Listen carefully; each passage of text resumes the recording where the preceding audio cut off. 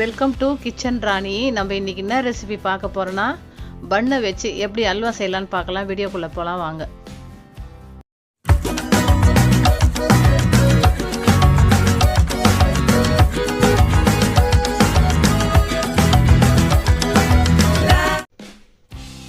வாங்க பன்னை வச்சு எப்படி அல்வா செய்யலாம்னு பார்க்கலாம்.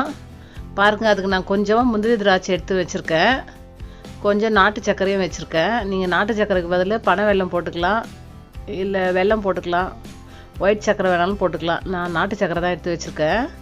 பாருங்கள், நான் எடுத்து வச்சுருக்கேன் 4 பன்னையும் மிக்ஸி ஜாரில் போட்டு அரைச்சிக்கிறேன். இது நல்லா கொஞ்சம் நைஸாக ஆகணும். சும்மா ஒரு 2 சுற்று சுற்றினாலுமே இது நல்லா நைஸாக ஆகிடுங்க இந்த பன்னு. பாருங்கள், நல்லா பவுடர் ஆகிடுச்சு. இதை என்ன பண்ணணும், நம்ம கடாயில் கொஞ்சமாக நெய் ஊற்றிக்கலாம். நெய் ஊற்றிட்டு அதிலே முந்திரி, நம்ம எடுத்து வச்சுருக்க முந்திரி திராட்சையை போட்டு வறுத்துக்கலாங்க. இந்த பன் அல்வா கொஞ்ச நேரத்துலேயே செஞ்சிடலாம், ரொம்ப டேஸ்ட்டாக இருக்கும். பாருங்கள், நான் எடுத்து வச்சுருக்க முந்திரி திராட்சை இதிலே போட்டுக்கிறேன். போட்டு வறுத்து எடுத்துட்டு இதே நெய்லேயே நம்ம அரைச்சி வச்சுருக்க பன்னையும் போட்டுக்கலாம். பன் வந்து நல்லா கொஞ்சம் கலர் மாறணுங்க. நம்ம ரஸ்கு தூளாக இருக்குது பார்த்தீங்களா, அந்த மாதிரி ஆகணும், கொஞ்சம் கிறிஸ்பியாக ஆகணும். அப்போ தான் சாப்பிட்றதுக்கு ரொம்ப டேஸ்ட்டாக இருக்கும். பாருங்கள், நான் முந்திரி திராட்சையை வறுத்து எடுத்துட்டு இதே கடாயிலே நம்ம அரைச்சி வச்சுருக்க பண்ணை போட்டுக்கலாம். நீங்கள் உங்கள் வீட்டுக்கு ஒரு கெஸ்ட்டு வந்தால் கூட கொஞ்ச நேரத்துலேயே செஞ்சு கொடுத்துடலாங்க. இந்த அல்வா ரொம்ப டேஸ்ட்டாக இருந்துச்சு. அதுமாரி டக்குன்னு முடிஞ்சிடும் இது. பாருங்கள், நான் நல்லா வறுத்து எடுத்துக்கிறேன். இந்த ஒயிட்டாக இருக்கிறது வந்து நல்லா கலர் மாறணுங்க, ரஸ்கு தூள் மாதிரி ஆகணும், நல்லா கிறிஸ்பியாக ஆகணும், அந்தளவுக்கு வறுத்துக்கலாம். பாருங்கள், நல்லா வறுத்து எடுத்துக்கிறேன்.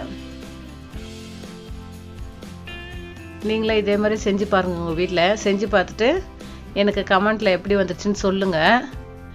என்னோடய வீடியோ பிடிச்சிருந்தா லைக் பண்ணுங்கள், ஷேர் பண்ணுங்கள், என் சேனலுக்கு சப்ஸ்கிரைப் பண்ணுங்கள். கண்டிப்பாக லைக் போடுங்க. நீங்கள் லைக் போட்டால் தான் அடுத்தடுத்து என் வீடியோ அடுத்த செல்லுக்கு போகும். பாருங்கள், நல்ல கலர் மாறிடுச்சு பாருங்கள். இப்போ நான் ஒரு 1/2 கப்பு வந்து சுடுதண்ணி எடுத்துருக்கேங்க.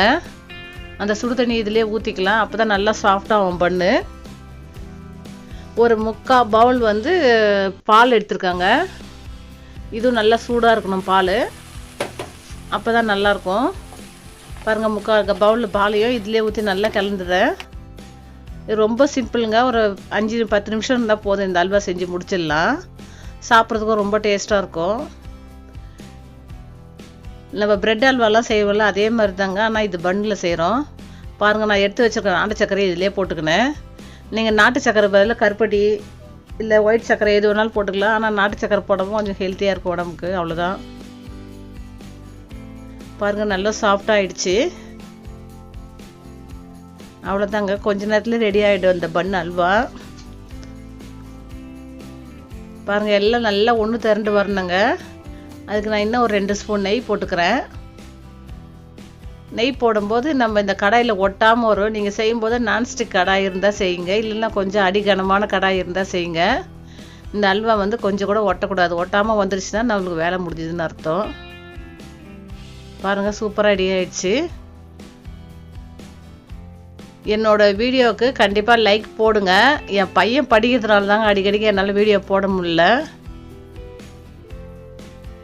பாருங்கள், சூப்பராக நல்லா உருண்டு திரண்டு வருது பார்த்தீங்களா. இதை மாதிரி வந்ததுனாலுமே இந்த அல்வா ரெடி ஆயிடுச்சுன்னு அர்த்தம்.